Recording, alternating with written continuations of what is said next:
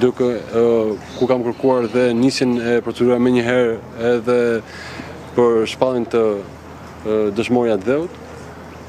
Kemi plot 232 tashmë sot për fat keq efektiv policie, të cilët janë martir të policisë.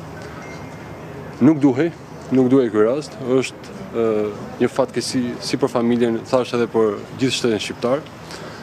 Patjetër, kam shprehur edhe më herët, në komunikim dhe me drejtorin e përgjithshëm, i kam kërkuar të bëhet një vlerësim i plot katërcipërisht i situatës, respektimit të protokolleve dhe ndërmarrjes së veprimeve të duhura, disiplinore dhe çdo masë tjetër ligjore konform ligjit në fuqi dhe përgjegjësisë që gjithë secili duhet të ketë për menaxhimin e kësaj situate. Nga ana tjetër, patjetër jemi pranë edhe familjes së efektivit të plagosur, Edison Adri, me çdo mbështetje të kërkuar dhe të nevojshme. Radha për ju. A mund të merrit një informacion nga ekipi mjekëve si është gjendja e tij shëndetësore, ndoshta më detajuar për ata të cilët realisht kanë syt nga efektivi plagosur? Sigurisht dëmtimet janë në nofull dhe në qafë, më informuar në stafi mjekësor.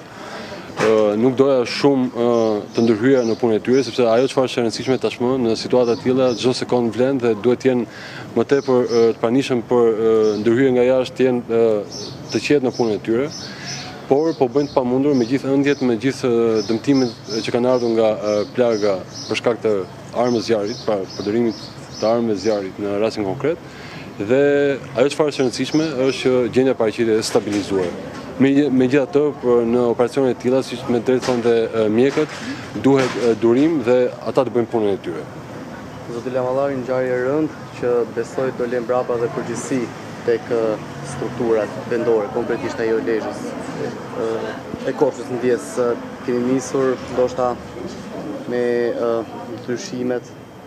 Kush do jenë përgjegjësit të rastit? Pa dyshim, siç e thash më herët, çdo situatë e tillë kërkon vëmendjen maksimale dhe një hetim të thelluar mbi përgjegjësitë disiplinore dhe ligjore për në menaxhimin e situatave.